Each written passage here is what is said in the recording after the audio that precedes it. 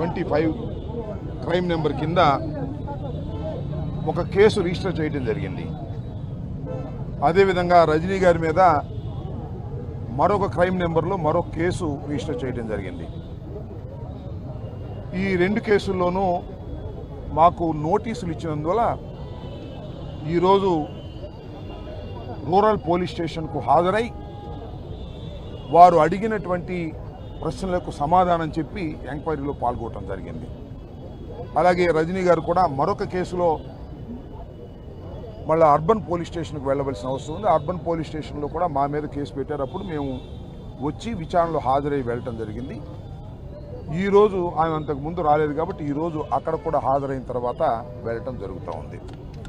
మీ అందరికీ తెలుసు, మేమిద్దరం కూడా జగన్మోహన్ రెడ్డి గారి క్యాబినెట్లో మంత్రులుగా చేసినటువంటి వ్యక్తులం. మా మీద కేసులు పెట్టి ఇలా పోలీస్ స్టేషన్కి తిప్పేటటువంటి కార్యక్రమాన్ని నారా చంద్రబాబు నాయుడు గారు, లోకేష్ గారు, కూటమి ప్రభుత్వం పనిగట్టుకు చేస్తున్నది. నేను ఒక ప్రధానమైనటువంటి అంశాన్ని ఇక్కడ మీకు గుర్తు చేస్తాను. జగన్మోహన్ రెడ్డి గారు రెంటపాళ్ళ వచ్చిన సందర్భంలో మేమందరం కూడా ఆయన వెంట వచ్చాం. రెంటపాళ్లే కాదు, జగన్మోహన్ రెడ్డి గారు ఎప్పుడు ఏ పర్యటనకు వెళ్ళినా వారి వెంట మేము వెళుతూ వస్తూ ఉన్నాం. ఇవాళ కాదు, జగన్మోహన్ రెడ్డి గారు పార్టీ పెట్టిన దగ్గర నుంచి ఓదార్పు యాత్ర కానీ పాదయాత్ర కానీ ఎక్కడైనా ఆయన వెంట వెళుతూ ఉన్నాం, ఫాలో అవుతూ ఉన్నాం. కానీ ఎప్పుడు ఇలాంటి కేసులు పెట్టిన పాపాన పోలేదు. అంతేకాదు, చంద్రబాబు నాయుడు గారు కూడా సత్యనపల్లి వచ్చాడు. నేను శాసనసభ్యుడిగా ఉన్నప్పుడు, మంత్రిగా ఉన్నప్పుడు బాదుడే బాదుడనే కార్యక్రమంలో ఆ రోజున వారు కూడా వేలాది మంది వచ్చి పాల్గొన్నారు. వాళ్ళ మీద మేము ఎప్పుడూ కేసులు పెట్టలేదు. అలాగే యువగళం అని చెప్పి లోకేష్ గారు పాదయాత్రలో వచ్చాడు, అక్కడ నుంచి అటు తిరిగి వెళ్ళిపోయాడుకో, అప్పుడు కూడా మేము ఎవరి మీద కేసులు పెట్టలేదు. కానీ జగన్మోహన్ రెడ్డి గారి వెంట వచ్చినందుకే మా మీద కేసులు పెట్టి మమ్మల్ని వేధించాలనేటువంటి ప్రయత్నం చేస్తున్నారు. కాబట్టి ఆయన తప్పకుండా అందువల్ల ఆయన తీసుకెళ్ళబోయే పక్క. అందువల్ల మీ అందరికీ నేను చెప్పదలుచుకున్నది ఏమిటంటే, కావాలని మా మీద కక్షగట్టి కేసులు పెట్టి పోలీస్ స్టేషన్లకు తిప్పి కోర్టులకు తిప్పి మమ్మల్ని ఇబ్బంది పెట్టాలనే ప్రయత్నం ఈ కూటమి ప్రభుత్వం చేస్తున్నదనేది దీన్ని బట్టి అర్థమవుతున్నటువంటి అంశమని ఈ సందర్భంగా నేను చెప్పదలుచుకున్నాను. ఇవాళ మా మీద కేసులు పెట్టడమే కాదు, రాష్ట్రంలో వైఎస్ఆర్ కాంగ్రెస్ పార్టీకి చెందినటువంటి నాయకులు అందరి మీద కేసులు పెట్టాలి, లోపలేయాలి అనేటువంటి దృక్పథంతో ప్రయత్నం చేస్తూ ఉన్నారు. నిన్ననే మిథున్ రెడ్డి గారు పార్లమెంటు సభ్యుడైనటువంటి వ్యక్తి, ఆయన్ని కూడా అరెస్ట్ చేశారు, కోర్టులో పెట్టారు. ఆయన దించవయ్యా బాబు, కోర్టులో పెట్టి పోలీస్ స్టేషన్ రాజమండ్రి సెంట్రల్ జైలుకి తరలించేటటువంటి కార్యక్రమం చేశారు. ఈ విధంగా కావాలని లేనిపోని కేసులు పెట్టి మమ్మల్ని వేధించాలనే ప్రయత్నం చేస్తున్నారనేది మీ అందరికీ స్పష్టంగా అర్థమవుతున్నటువంటి అంశం. కాబట్టి తీసేవా తాగి వచ్చాడు కూడా.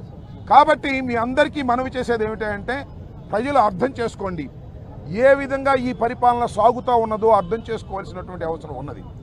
ఇక్కడ మేము పరిపాలన చేశాం, మంత్రులుగా చేశాం, మీ అందరికీ గుర్తుండే ఉంటుంది. సంవత్సరం క్రితం దాకా ఇక్కడ మంత్రిగా వ్యవహరించాను. ఇవాళ సత్తెనపల్లిలో రాజకీయం ఎలా ఉందో నేను ప్రత్యేకంగా మీకు చెప్పాల్సిన అవసరం లేదు. ఇవాళ ఎవరండి ఇక్కడ శాసనసభ్యులుగా ఉన్నాయని ఎక్కడున్నాడు?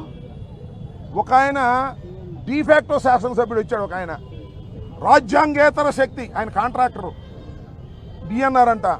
ఆయన దగ్గరికి వెళ్ళి చేతులు కొట్టు నుంచోవాల్సి వస్తుంది. ఓట్లు వేసిందేమో ఎమ్మెల్యే గారికి, మీరెళ్ళి చేతులు కట్టుకు నుంచున్నదేమో ఆ కాంట్రాక్టర్ దగ్గర. ఏందే నాకు అర్థం కాలేదు. ఓట్లు వేసిన వాళ్ళకి సిగ్గు లేదా అని అడుగుతా ఉన్నా. ఆ ఎమ్మెల్యే గారికి రాసి ఇచ్చేసాడు కాంట్రాక్ట్ మొత్తాన్ని. ఇవాళ వెళ్ళి అక్కడ కూర్చొని రాజకీయం చేసుకోవాల్సిన పరిస్థితి, చేతులు కట్టుకుని ఆయన దగ్గరికి వెళ్ళాలి. ఆయన ఈ సత్తెనపల్లిలో ఉన్నటువంటి స్థలాలన్నీ ఆక్రమించుకుంటాడు, డిస్ప్యూట్లో ఉన్నాయి, దాన్ని ప్లాట్లు వేస్తాడు, అమ్ముతూ ఉంటాడు. ఈ విధమైనటువంటి కార్యక్రమాలు ఇక్కడ జరుగుతూ ఉన్నాయి. లిక్కర్ స్కామ్ అంటున్నారు కదా. నేను ఒకటి మనవి చేస్తున్నా, ఇవాళ ఈ నియోజకవర్గంలో ఈ హెడ్ క్వార్టర్లో 4 బార్లు ఉన్నాయి. అవునా, 4 బార్లు ఉన్నాయి. అవన్నీ కూడా వైఎస్ఆర్ కాంగ్రెస్ పార్టీలో ఆ బార్లు బిడ్లో వేసి తీసుకున్నారు. ఇవాళ ఓనర్లు ఉన్నారండి ఆ బారుల్లో, 3 దానిలో ఓనర్లు లేరు. డిఎన్ఆర్ గారు ఎవరు చేస్తే వాళ్ళని పెట్టారు, ఓనర్లు తరిమేశారు. ఇంతకన్నా దారుణం ఏం కావాలి? అసలు నేను మనవి చేస్తున్నా, అసలు వైఎస్ఆర్ కాంగ్రెస్ పార్టీ అధికారంలో ఉన్నప్పుడు, మేము మంత్రులుగా ఉన్నప్పుడు బెల్ట్ షాపులు ఉన్నాయా అని అడుగుతా ఉన్నా. ఎక్కడన్నా బెల్ట్ షాప్ ఉండి పట్టుకుంటే నేను ఫోన్ కూడా చేసేవాడిని కాదు. ఇవాళ ఎక్కడ పెడితే అక్కడ బెల్ట్ షాపులు కదండి. ఏమిటండి ఈ దారుణం? ఈ లిక్కర్ స్కామ్ ఎవరు చేస్తున్నారండి? చంద్రబాబు చేస్తున్నాడు, ఇక డిఎన్ఆర్ చేస్తున్నాడు, అక్కడ లోకేష్ చేస్తున్నాడు, మంత్రులంతా కూడా చేస్తున్నారు. ఇవాళ లిక్కర్ స్కాములన్నీ కూడా డబ్బులు వసూలు చేసుకునే కార్యక్రమం.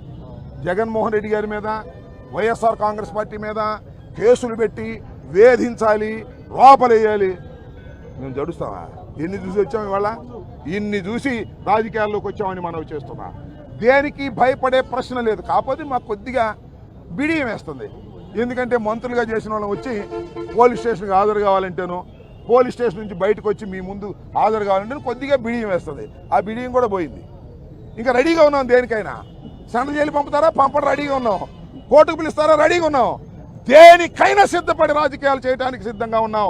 ఈ చంద్రబాబు నాయుడు గారి కూటమి ప్రభుత్వం చేస్తున్నటువంటి దౌర్జన్యాలని, అన్యాయాలని ఎదుర్కోవడానికి సిద్ధంగా ఉన్నాం ఈ 4 సంవత్సరాల పాటు కూడా అని మనవి చేస్తున్నాం. ఏంటండి అన్యాయం? నాకు అర్థం కాలేదు. పోలీస్ వ్యవస్థ ఉంది ఎందుకండి? మా మీద కేసులు పెట్టడానికా? మాజీ ఎమ్మెల్యేల మీద కేసులు పెట్టడానికా? మాజీ మంత్రుల మీద కేసులు పెట్టడానికా? వైఎస్ఆర్ కాంగ్రెస్ పార్టీ మీద కేసులు పెట్టడానికా?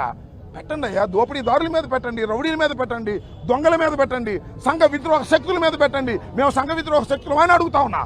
మేము సంఘ విద్రోహ శక్తులు కాదు, ప్రజాసేవ చేయడానికి రాజకీయాల్లో వచ్చాం, ఎన్నిక కాబడ్డాం, మంత్రులుగా చేశాం. మా మీద కేసులు పెట్టి మమ్మల్ని అణచాలని ప్రయత్నం చేసే లోకేష్కి, చంద్రబాబుకి బుద్ధి చెప్పి తీరుతాం రాబోయే కాలంలో మనం చేస్తున్నా. ఎంతసేపు పట్టిద్దండి? కాలం గిర్రని తిరిగి వచ్చేసింది. 1 సంవత్సరం అయిపోయింది, ఇక 3 సంవత్సరాలేగా, మధ్య ఇంకో సంవత్సరం ఎలక్షన్లేగా. కాబట్టి కాలం గిర్రన తిరిగి వస్తుంది. ఇవాళ చంద్రబాబు నాయుడు గారు కూటమి ప్రభుత్వం చేస్తున్నటువంటి ఒక అన్యాయమైనటువంటి పరిపాలన, ఇది పోలీసు పరిపాలన, ఇది మిలిటరీ పరిపాలన లాగా ఉంది తప్ప మరొకటి కాదు. వీటన్నిటినీ ధైర్యంగా ఎదుర్కొంటామని కూడా మనవి చేస్తున్నా.